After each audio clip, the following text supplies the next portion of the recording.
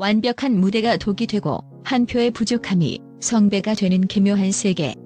지금 대한민국 트로트판은 실력의 우열보다 더 정교하게 짜인 서사에 덫이 걸려 있습니다. MBN 현역가왕 3회 첫 방송 이후 터져나온 정훈이 심사위원의 빙에서 오린 불발 사태는 단순한 취향의 차이를 넘어 방송 권력이 시청자의 감정을 어떻게 핸들링하는지를 보여주는 가장 극적인 사례입니다. 9명의 마스터가 기립박수를 치는 가운데 홀로 버튼을 누르지 않은 정훈이의 손가락은 어쩌면 우승 후보들의 서사적 등급을 나누는 보이지 않는 가위였을지도 모릅니다. 오늘 우리는 이 불합리해 보이는 편파성의 이면에 숨겨진 연출된 긴장감과 심사위원의 뒤틀린 기준을 저널리즘의 시각으로 냉정하게 해부해봅니다. 첫째, 이번 논란의 가장 날카로운 지점은 정훈이 심사위원이 내세운 순수함이라는 잣대가 그녀가 걸어온 음악적 궤적과 정면으로 충돌하며 심각한 인지부조화를 일으키고 있다는 사실입니다. 정훈이라는 아티스트의 정체성은 결코 온실 속의 화초 같은 순수함에서 발현된 것이 아닙니다. 1967년 불과 16세의 나이로 가요계에 투신한 그녀의 무대는 당대 최고의 성인 문화가 집약된 미군 부대와 남대문의 대형 나이트클럽이었습니다. 피아니스트였던 부친과 밴드 마스터였던 작은 아버지의 영향 아래 그녀는 한글보다 팝송 가사를 먼저 익히며 성인들의 고독과 이별을 노래하는 조기 성숙한 천재로 추앙받았습니다. 그녀를 일약 스타덤에 올린 데뷔곡 안개를 떠올려 보십시오. 재즈 색소폰의 거장 이봉조가 나이트클럽에서 팝 발라드를 부르던 16세의 정훈이를 발견했을 때 그가 감탄했던 것은 아이 같은 풋풋함이 아니라 10대라고는 믿기지 않는 건방질 정도로 완벽한 기교와 성숙한 발음이었습니다. 실제로 당시 정훈이가 소화했던 문 리버나 I Went to Your Wedding 같은 곡들은 상실과 배신, 그리고 삶의 허물을 관통하는 정서를 담고 있습니다. 이런 배경을 가진 인물이 이미 수천 번의 무대를 통해 자신만의 트로트 문법을 완성한 10대 후배 빈예서에게 순수한 맛이 없다거나 말하듯 불러야 한다며 감점을 준 것은 저널리즘적 시각에서 볼 때 명백한 기준의 뒤틀림입니다. 이는 본인의 성공 원동력이었던 기술적 완성도와 조기 성숙은 예술적 자산으로 치부하면서 똑같이 조숙한 재능을 보이고 있는 후배에게는 나이에 걸맞은 프레임을 강요하는 시대착오적 권위주의에 가깝습니다. 데이터가 보여주듯 전 세계적인 오디션 트렌드와 국내 오디션 우승자들의 공통점은 성인을 압도하는 노련함에 대중이 열광했다는 점입니다. 정훈이의 심사는 이러한 장르적, 시대적 특수성을 외면한 채 자신의 화려했던 과거와는 동떨어진 모호한 순수의 허상을 강요하며 특정 후보를 서사의 주변부로 밀어내는 결과를 초래했습니다. 둘째, 방송 제작진의 전략적 메커니즘을 심층 해부해보면 빈예서의 구점은 시청률과 화제성을 견인하기 위해 설계된 가장 고도화된 어그로 및 서사 조율 장치로 작동하고 있습니다. 엔터테인먼트 심리학 관점에서 볼 때 스포츠 경기나 경연에서 압도적인 실력자가 1위의 독주를 이어가는 시나리오는 대중에게 신선함을 금방 잃게 만듭니다. 반면 부당한 대우를 받는 비혼의 천재 혹은 기성세대의 높은 벽에 부딪힌 유망주의 서사는 시청자의 보호 본능과 정의감을 자극하여 훨씬 더 강력하고 광적인 팬덤을 결집시킵니다. 빈예서가 만약 첫 무대에서 만장일치 올인을 받으며 화려하게 출발했다면 그녀의 성장은 그 시점에 정점을 찍고 당연한 우승 후보라는 지루한 낙인이 찍혔을 것입니다. 그러나 정훈이 심사위원의 홀대와 비판적 코멘트가 가미되는 순간 판도는 180도 달라집니다. 시청자들은 빈예서의 무대 뒤에 숨겨진 땀방울을 상상하며 그녀를 자신과 동일시하게 되고 우리가 지켜줘야 한다는 강력한 동정 여론을 형성합니다.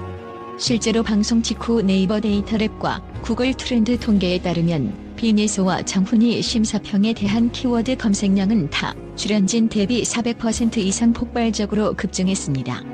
이는 과거 TV조선 미스트롯 2에서 트롯팝이 홍지윤이 겪었던 과정과 놀라울 정도로 궤를 같이 합니다. 당시 홍지윤 역시 첫 무대에서 완벽한 호평만 받은 것이 아니라 예기치 못한 논란과 의문 분호를 통과하며 서서히 판의 중심부로 진입하는 서사 축적 방식을 취했습니다. 결국 정훈이의 편파적으로 보이는 점수는 빈예서의 실력을 깎아내리기 위한 독침이 아니라 그녀를 프로그램 전체의 주인공으로 격상시키기 위해 의도적으로 배치된 결핍과 극복의 미장센인 셈입니다. 제작진은 논란이 거세질수록 시청률이 상승한다는 노이즈 마케팅의 법칙을 정확히 꿰뚫고 있으며 비내서라는 거물급 카드를 통해 프로그램 초반의 화제성을 독점하는 전략을 성공적으로 완수했습니다. 이는 단순한 심사 실수가 아니라 오디션 프로그램의 흥행 공식인 언더독 서사를 인위적으로 주입한 고도의 연출 기획이라 분석됩니다. 셋째, 이수연에게 쏟아진 무조건적 극찬과 비내서에게 내려진 까다로운 숙제는 프로그램 전체의 긴장감을 유지하기 위해 방송사가 설계한 전형적인 역할 분담 및 캐릭터 포지셔닝 시나리오의 산물입니다. 현대의 대형 경연 프로그램은 단순한 실력 대결을 넘어 시청자가 감정적으로 이입할 수 있는 다양한 캐릭터군을 필요로 합니다. 여기서 이수연은 안정적이고 결점이 없는 교과서적 모범생이자 무결점의 천재소녀 포지션을 담당합니다. 그녀는 심사위원들이 논란의 여지 없이 안심하고 점수를 줄 수 있는 심리적 안전판 역할을 수행하며 프로그램의 음악적 수준을 담보하는 표준 규격으로 활용됩니다. 반면 비내서에게는 압도적 천재성을 가졌으나 기성 권위의 벽에 부딪히는 도전주 혹은 정체성의 혼란을 겪는 성장형 주인공의 이미지가 전략적으로 부여되었습니다. 방송 전문가들은 이를 체크포인트 심사라고 명명하는데, 이는 주요 우승 후보들 사이에서 각자의 서사가 겹치지 않도록 제작진과 마스터진이 보이지 않는 합의하에 캐릭터의 색깔을 덧입히는 과정입니다. 이수연의 무대에 대한 극찬은 프로그램의 품격을 높이는 장치로 쓰이고, 동시에 비내서에 대한 깐깐한 평가는 시청자들 사이에 감론을박을 유도하여 게시판과 커뮤니티를 달구는 화력의 원천이 됩니다. 넷째, 이번 심사 논란은 단순히 한 명의 참가자에 대한 평가를 넘어 현대 트로트의 급진적 기술 진보와 원로 가수의 청각적 보수성이 정면 충돌하며 발생한 심각한 세대 간 음악 문법의 단절을 상징합니다. 정훈이 마스터가 활동하던 1960에서 70년대 가요의 미학은 말하듯 부르는 자연스러운 전달력과 감정의 절제, 그리고 가사의 서사적 호소력에 집중되어 있었습니다.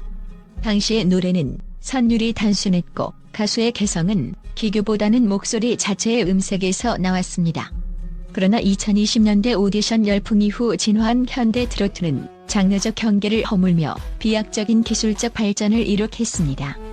현대의 트로트 지망생들은 성악의 발성, 국악의 꺾기와 농음, 팝의 비브라토를 유기적으로 결합하여 곡의 마디마디를 화려한 기술로 채워넣는 것을 정체성으로 삼습니다. 비내서가 보여준 고도의 테크닉은 지금의 트로트판에서는 당연한 실력의 증거이지만, 정훈이의 시대적 귀로는 이를 순수한 맛이 없고 지나치게 다듬어진 기성품으로 인식하게 된 것입니다. 이는 변화한 장르적 문법을 구시대에 편향된 잣대로 재단한 명백한 평가의 오류입니다.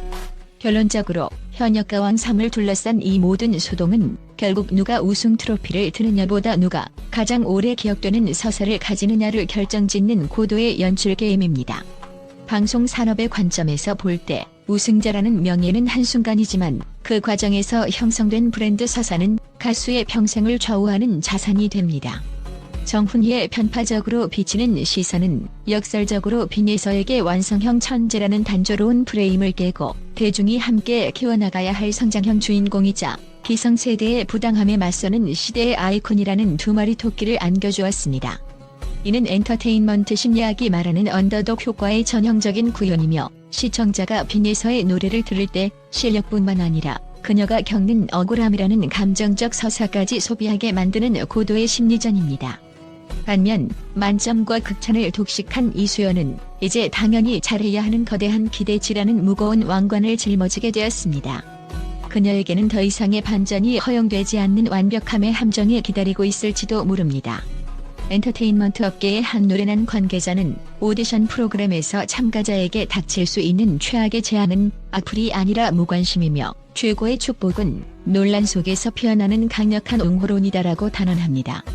정훈이의 누르지 않은 버튼 하나가 만들어낸 파문은 결과적으로 MBN의 광고 단가를 높이고 시청률 곡선을 가파르게 끌어올렸으며, 비내서라는 원석을 전 국민이 지지하는 서사의 주인공으로 격상시켰습니다. 과연 이 정교한 역할 분담과 연출된 실현의 끝에서 대중은 제작진이 의도한 시나리오대로 움직일까요? 아니면 새로운 반전을 만들어낼까요? 우승 트로피의 향방과는 별개로 이미 이 판의 실질적인 화제성과 시장 지배력은 정훈이의 의도된 실책 혹은 편파적 고집이라는 한 수를 통해 비약적으로 팽창하고 있습니다. 우리는 지금 공정한 심사를 구걸하는 것이 아니라 거대한 예능적 시뮬레이션 안에서 각자의 역할을 충실히 수행하고 있는 스타 탄생의 전야제를 목격하고 있는 것입니다.